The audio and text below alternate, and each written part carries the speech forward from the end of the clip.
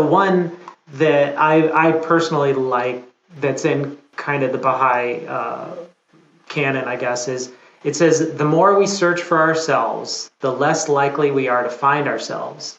And the more we search for God and to serve our fellow men, the more profoundly will we become acquainted with ourselves. And the more inwardly assured we will become. This is one of the great spiritual laws of life. I feel like that's a lesson that's being taught to me still to this moment, guys. Like that's something I've been thinking about a lot lately.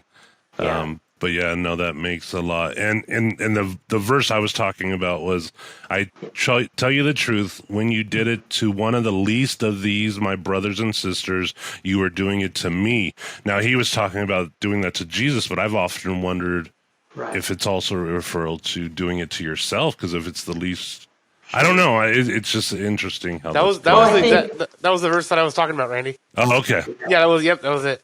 Yeah, that's really cool. And one of the things I've read a few times is that we shouldn't necessarily think, oh, there's one meaning to this verse. There could be many meanings to it. Multiple and what layers. you just said, I think, is a perfectly beautiful interpretation of that verse. Yes, right. And it could mean also kind of that literal meaning at that time period, but it also has, that's what I mean by like poetry has this depth that has a lot of meaning to it. And I think the spiritual word of God is very much the same.